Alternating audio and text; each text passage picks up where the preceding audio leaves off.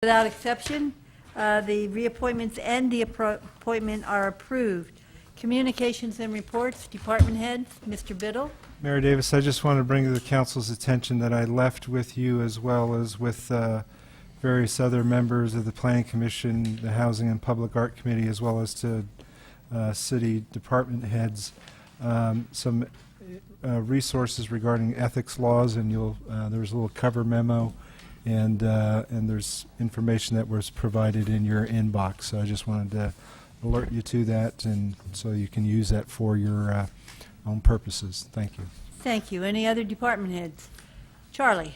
Mayor Davis, I'd like to call to the council's attention a time-sensitive issue. You have on the dais before you an action alert, and I realize it's not really identified where this comes from, but it's from the League of California Cities, and it's about a pending Senate Bill 303, which has to do with the general plan and the housing element.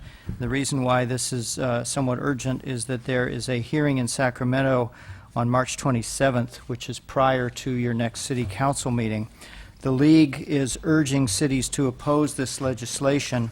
Just to quickly summarize what it would do is this would double the planning period for the regional housing needs allocation from 5 years to 10 years, and it would require local agencies to pre-zone their housing needs for the entire 10-year period, and would require that every single site that's identified be analyzed to ensure that the size, configuration, use, physical and environmental characteristics, adjacent uses, market demand, and infrastructure will realistically accommodate the planned density of the parcel. This would be a massive and costly undertaking, even for a little city like Emeryville. And the bill, according to the League's analysis, would have the effect of undercutting local and regional efforts to steer housing development to infill areas, and instead would encourage suburban sprawl. So the League, as I said, is encouraging cities to oppose this legislation. Attached to the action alert is a sample letter of opposition.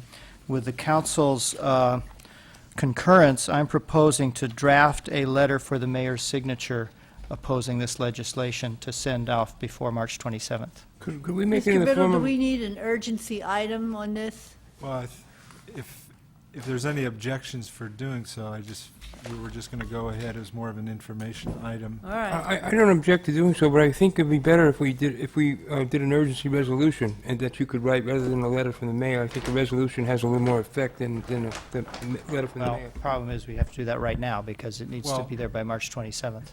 You could write We the... don't have to, we can do the resolution, we can prepare it subsequently along the lines of the letter. Right. Right, you move an urgency item. Yes, I move an urgency Do we have item. a second here? Without exception, we have approved the urgency item, and you then... Now, I would move that we prepare a letter and a resolution indicating our opposition to this bill. Resolution. Resolution. Yeah. We hear a second? Without exception. Any other department heads?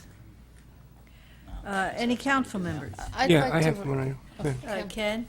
I have an idea that I would like to float out there. You know, we have a lot of community meetings, and a lot of times people aren't notified or that they're not aware of it. And it comes to my attention that we have, during political campaigns, we have these automatic dialers that call voters and ask you to vote for people. Well, why couldn't we create a situation where we have an automatic dialer that notified people of community meetings?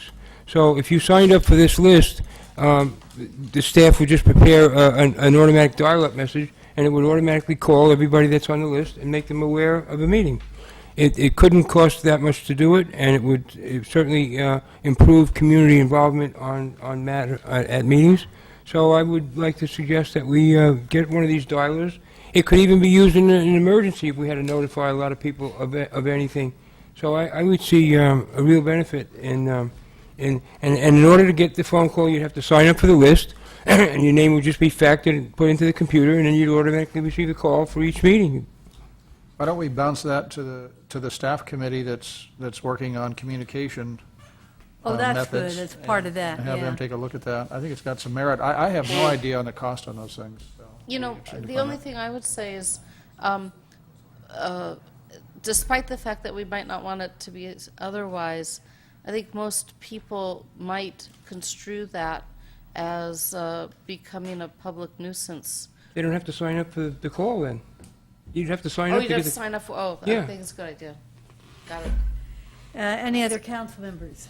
I just wanted to alert people that the Emory Ed Fund puts on 2 significant fundraisers every year, and they're both coming up, and one, it benefits the music program, and it'll be at Expression with Pete Escovedo performing, and what I understand last time is that people really danced the early night away, and that it was a lot of fun.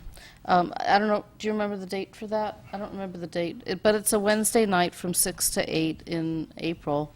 And then the other major fundraisers at Pixar's expense every year, they do a pre-release showing of their latest film, which is this year's film is Ratatouille, and that both will probably sell out. So I just When wanted- is that? June. Friday, June 8th. Just wanted to help with this. The Expressions fundraiser is April 18th. Thanks, Jeffrey. Anyone else? Any other council members? I just want to say that I had a chance, actually ran a couple staff, went out last night and took a quick look at the fishing pier, which is sort of open, but not officially yet, and it's fantastic. I really didn't expect it to look as good as it does. I have 2 concerns that I want to express. The first is that we didn't do anything about lighting. And the old pier had places for lighting, although they had been broken out and the wiring had been stripped out of them and it hadn't worked for years. But people do walk out there at night, and I think it would be a good idea for us to look at a way about lighting that after the fact. I don't know if conduit's already out there. I would hope so. We actually didn't provide conduit in the structure for the lighting, but if it was something that you really wanted to add, we could do that as an after. Yeah. So I don't know what committee is the right one, if that's the Marina Committee or if there's some other committee to look at that and come back to the council Well- with a recommendation. It's a public Probably Public safety Works, issue. probably Yeah. Public Works.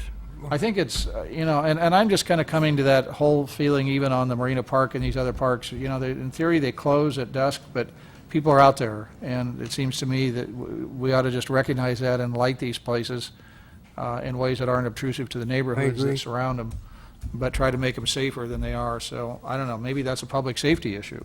Maybe that should go to the, When are we going to have a lighting assessment district come before yeah. us? Anyway, what's the right, Anything else? well, whatever, I'd just like to know what the right committee is, and I'd like to ask that they take that up.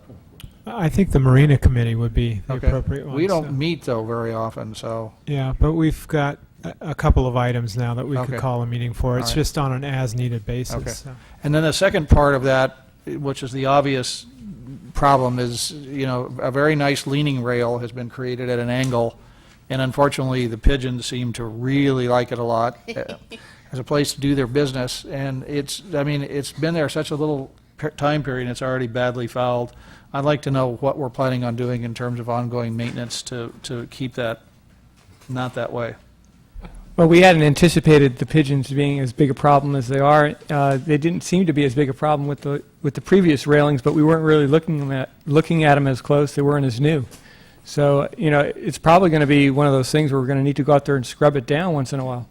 Yeah, I think one of the things we got to find out is whether we can scrub that with, because of most of it's going to go in the bay, and I realize that happens anyway. I But presume water. Yeah, but I'd like us water, to pure water. get on that soon, because that's something that's going to have to just be done every single week, and maybe more frequently than once It's a a week. very long railing. Yeah, I know it is. It's interesting because the old railing was flat, and they didn't like that much, but they seem to like this angle thing, It's just, like an attractive nuisance. Maybe just put up a sign, "No pigeons," and they'll go away.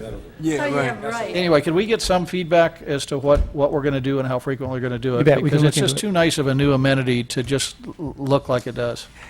Thanks. John? I attended the Bay Area Council meeting a week or so ago in San Francisco, so it was a good meeting. I saw Ted Turner. Make his ridiculous remarks About, about Asians. oh, I didn't hear. Didn't hear that. Okay, no other comments from anyone? This meeting is adjourned. Thank you, one and all.